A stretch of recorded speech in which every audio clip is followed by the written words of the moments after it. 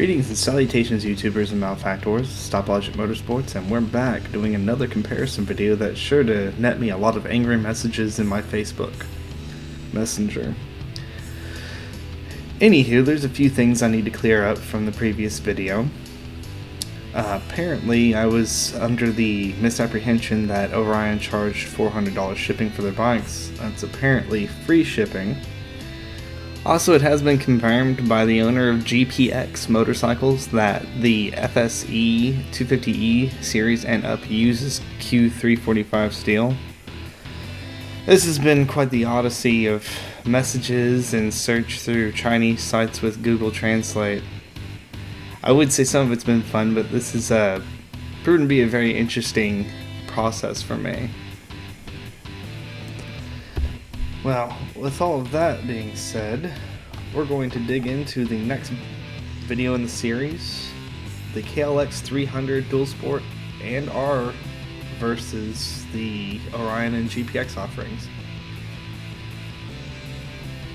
So, touching on the bike today that's near and dear to my heart is the KLX300. Well, actually in my day it was the KLX250. And its more dirt-oriented brother, the KLX300R, per request from viewer Jay Waller. As a shout out, sir. Originally I was going to do the bike separately, but, you know, it seemed like it would be a better idea to put both Kawasaki offerings together and do a little bit of a comparison. So without further bloviation or gilding the lily, we're going to dive into this. So for our second video, we are changing things up a bit with a hand-to-hand-to-hand-to-hand battle for Middle Motorcycle Earth.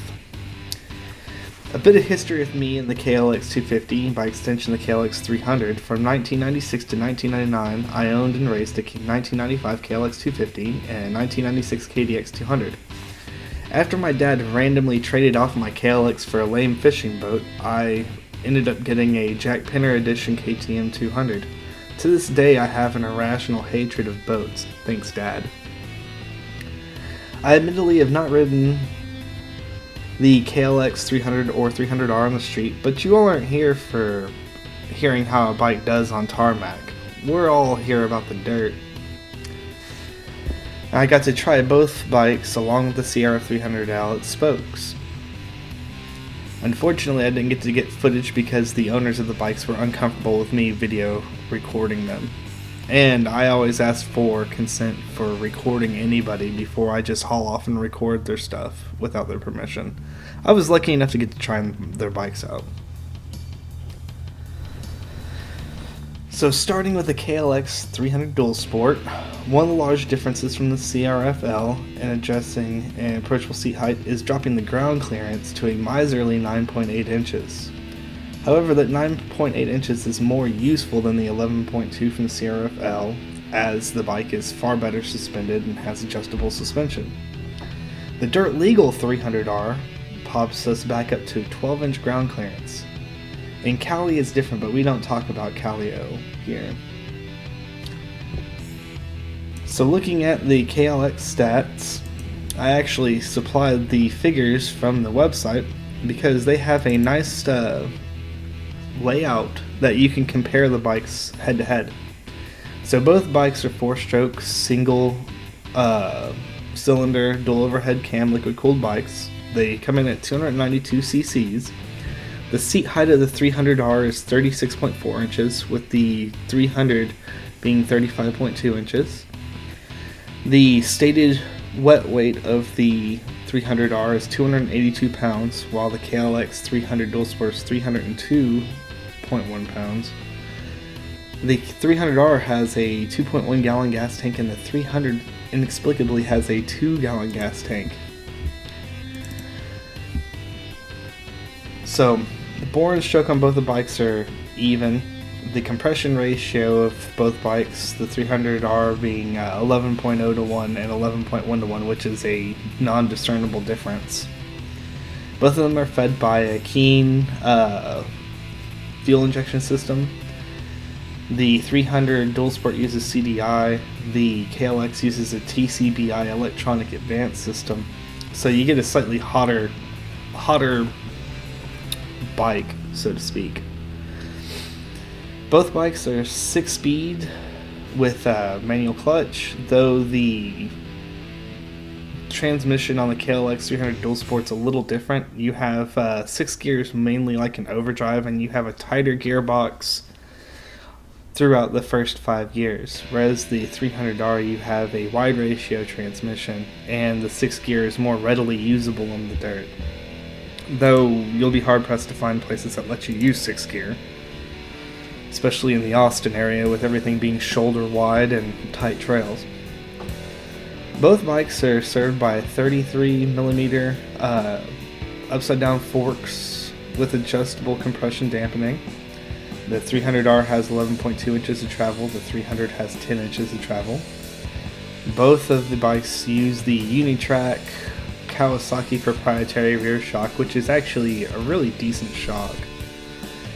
You get 11.2 inches of, 11.2 inches of travel on the 300R and 9.1 inches of travel on the 300. The 300R having slightly more adjustability with the ability to adjust your compression, your rebound dampening, and spring preload instead of just the rebound dampening and spring preload in the 300. Both bikes use 18 and 21 inch wheels. And another thing that struck me as odd is the 300R has a 270mm disc in the front, as opposed to the 300's 250 disc in the front. And a larger disc will give you slightly better stopping power. I kind of figured a bike that would be on the road would utilize that, but I'm not at Kawasaki. I don't make their design decisions. So the bikes differ a bit in the frame. One's a tubular semi-double cradle, and the other one's a semi-double cradle.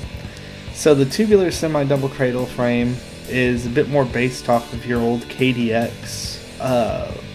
It uses a slightly thinner material for your upper spars. It's a slightly lighter frame. A semi-double cradle is still going to be like a non-A-framed bike, which I'm going to explain in another video and go through all these differences. So the rake on the bikes is 2 degrees different. The KLX300R is about 3 inches shorter, so you have a much faster turn-in the woods. The ground clearance is 12.0 inches, and apparently for 2022 they upped the ground clearance on the KLX300 to 10.8 inches, so I need to go back and amend that. Seat height on the 300R is going to be 36.4 inches and 35.2 inches on the 300. And pretty much everything else that we deal with here is the big difference is the KLX300R also comes in the camo gray if you're a hunting enthusiast. In the more red corner, we're redoing the stats on the Orion 250L and the GPX FSE 250E. The measurements and weights of the frames for the GPX 250E and their higher offerings like the R series are pretty much the same frame-wise. Both bikes, and this has been confirmed by both manufacturers, use a Q345 steel. So, and GPX was specific in letting me know that their subframes were aluminum materials, akin to most other dual sport bikes. And to kind of touch on that, a Q345 steel is a low carbon content hot rolled steel, and 195 is a hot rolled steel that's cold quenched to harden the frame or harden the steel pipe properties. Each of them have advantages and drawbacks I'll touch on in the frame specific video. The GPX has a 28mm carb. The Orion has a 30mm Nibby racing carb. Both bikes have a 37-inch seat height. Both bikes have 13 inches of ground clearance. And as touched on in the previous video, the claim curb rate of 242 to 260. Some people have weighed them to be around 280 pounds. So speaking about this weight, this also touches on the frame materials. Depending on how the frame's made and what its contents are, you'll have either thinner walled frame materials or thicker walled frame materials. And sometimes a flexible frame with a lower tensile strength will have more response to the rider, as opposed to a really stiff frame will have less response from the rider, but will be easier to manufacture as a lighter bike. And I really don't need to get off in the weeds on metallurgy here. Both bikes have a claimed horsepower of around 19 to 20, which is a bit down from the KLX offerings. The KLX300R's claimed horsepower is about 26, 28. The 300R's is about 32. Both these bikes have 2.5 gallons of gas on tap, which is a bit generous versus the Kawasaki offerings. A 6-speed wide ratio transmission. Specifically on the Orion, you have the fully adjustable KKE suspension, and on the GPX you have the SCZ suspension. So the pluses to both these bikes is that you have handguards included, bash plates, billet hubs, billet rims, 1/8 inch aluminum bars, billet triple clamps. I mean, you get a significant weight savings on a lot of the materials that the Orions and GPX uses. One other thing I found out that was a bit noteworthy for GPX is that they also have a bar dampening system built into their triple clamps. So I'm not going to touch on the prices really, we've already kind of gone over that. And we're going to move ahead a little bit. So the KLX300, the CRF300L, those are aimed for like a beginner friendly but fairly decent performance range market. I mean, the CRF300L kind of stops when you become an intermediate rider as far as like outgrowing it, while the KLX300 will have a bit more longevity to its existence.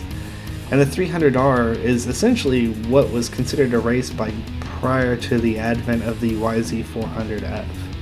So the 300R was legitimately in the mid-90s a dirt racing bike. Now, it's a little bit unfair for me to compare the KLX300R to the air-cooled offerings from GPX and Orion, as the 300R is actually somewhat of a legitimate water-cooled race bike, and it's significantly up in power from the other two bikes. A more apt comparison would be the GPX FSE 300R versus the KLX 300R. It's not really a apples for apples comparison. So, why would I want to buy a KLX 300? The bike has decent suspension out the door. While not fully adjustable in the front and back, you get a lot of love out of the settings. There's a robust dealership network, so if you're only mechanically capable of changing oil, that's a plus for the KLX as well. Out of all the dual sport offerings, KLX has the most robust hop-up modding you can do to a displacement. I mean, you can get a 351 freaking cc kit, and it's insane. Unlike the WRR and the CRFL, there are far less stories of failure with a big bore kit. Same kit works on a 300R, and oddly enough, this kit's been well proven and tested since this bike's inception. It's kind of like the DRZ, where you've just been around so long, everything just kind of works on it. The KLX has moderate aftermarket support and also shares a lot of components with the 300R, and the 11:1 compression ratio is a good bit hotter than the rest of the lazier feeling dual sports, and you'll feel a lot of punch throughout the revs. It's actually a quite punchy motor once you uncork it. Why wouldn't I want to buy a KLX 300? If it's a KLX 300, let me back up a little bit on this. This is actually through a lot of research finding out common issues with this bike, and the user Strong Left Leg from the ADEV Riders forums touched on the most important issue with this bike. The only common problem is failure of the kickstarter idler gear bushing, which leads to the gear having excess side-to-side play and it gets jammed in the teeth brake or the whole gear crumbles. The reason for all this is the automatic decompression assembly on the exhaust cam has been timed incorrectly from the factory. This results in excessive force being applied through the kickstarter assembly. So on KLX's electric start models specifically, the starter gear will sometimes go out of sync and it will grenade your engine. That's exceedingly rare, but it does happen. This wasn't really an issue with the Kickstarter, the actual Kickstarter bikes back in the day. The 10.8 inches of ground clearance will kind of receive scoffing from hard enduro enthusiasts, and log hoppers will learn how to do sit grinds X game style. It is a bit less clearance than most other bikes. Now this is a subjective measurement, kind of specific to me, but the bike looks kind of dated and somewhat ugly. Sorry, the new headlight's hideous and the turn signals do no favors for the bike in the aesthetics department. Some of the fender eliminators on the market can interfere with rear tire, resulting in a lot of lost license plates depending on how aggressive your rear tires are. And I'm looking at you, Kim, the K760. With exhaust hard to find right now, the Timmy's Pea Shooter, and yes, that is a World of Warcraft reference, results in the bike being most corked up of all of the dual sport offerings out the door. The KLX is a better outing than the Sierra 300L, with nearly as much comfort sorted with the bulletproof engine and frames that have very little issues. The only issue I could find in hours of searching was a kickstand causing a breakage on the frame where it was mounted up, and KLX after 2006 sorted this issue out. So Stoplogic, what about that KLX300R specifically you blabbered on about earlier? The KLX300R. While it is a bike of similar power to the others in this list, there are a few things to consider with this bike. I really wish I would have gotten some footage on this bike, as it was a blast to ride, and easily, stock for stock, far better in the woods than even my WR250R, which I really hate to admit that, given how much I paid for the thing. The only bike that has anything on it performance-wise in this list of 4 bikes is the GPX and its SCZ suspension. To be frank, it's not entirely fair to put this bike at this segment. With suspension work, more so, it should be compared against the FSE 300R in power, weight, and riding characteristics, and performance. And if you want to make it street legal in Texas, it actually has the wiring set up to add lights with little effort, and Texas doesn't really require much to make a bike street legal. Both the KLX300 and 300R have a steel perimeter frame, which is subject to less flexion, or if you're old-fashioned you call it frame flex, than the classically A-framed Orion and GPX. Basically, around the 90s, right before we adopted aluminum frames, everyone was moving to perimeter frames because you would have a bit of flex from the, handlebar area, the triple clamp area, to the rear of the bike. And some bikes had a feeling of not being as planted in that sense. If you ride a DRZ or DR, their owners complained about flexion, but that occurs in their conventional forks because the diameter of the forks aren't as stiff on conventional frame forks versus upside down forks. So that's kind of a short and sweet of the difference in frame design. What advantages does the KLX300R have on the KLX300 and Orion/GPX offerings? It's fuel injected, has around 30-ish horsepower. With a 351 kit, you're scratching the DRZ ratings of 40 horsepower plus territory. The suspension is sprung and valve for off-road use, and is good for a person up to about 200 pounds of girth. So the bike was complaining under me a smidge. For some unexplained reason, they added a larger front disc on the KLX300R, and the brakes on this bike feel extraordinarily sorted. I mean, really sorted. It rivals or even beats my WRR in that respect. The stock exhaust on the 300R isn't half bad. It's not super heavy, it's not a pea shooter, it's not ugly as sin. That's money you can essentially save and sock away. The ride position on the bike is really aggressive, and it tends to the bike handling nearly as light as the Orion RXB, which has a very neutral stance to it, so this bike feeds you a bit more forward, which seems to be the MO for Kawasaki bikes. Now here's the not so good. Replacement plastics are hard to find, and OEMs are usually on back order, so if you ride rough, expect to carry some zip ties. The aftermarket on the 300R is largely non-existent, though some of the parts interchange with the 300, which also has an anemic aftermarket. The KLX300R front forks are a bit softer than the rear, so you'll have a bit of dive on the bike, even more so in the dual sport. Chances are you can adjust this with clicker settings, but initially it's eye-opening in not such a great way. The bike feels a tad dated versus newer bikes. You essentially have a 1990s race KLX with EFI and a bit more motor. It's heavier and slower in KTMs and the like, though at the similar price point I would 110% get this bike over an SSR 300. Sorry SSR, but just being honest. Well, you seem a lot less down on the KLX versus the CRF-L. If you love it so much, why would I consider a Chinese bike? Well, first and foremost, the price is still significantly better for what you get. Imagine a fully kitted gone through suspension and bike for $3,400. You take a KLX, you'll find issues finding upgraded suspension. Not a lot of folks outside of your local shops have readily available parts for the KLX.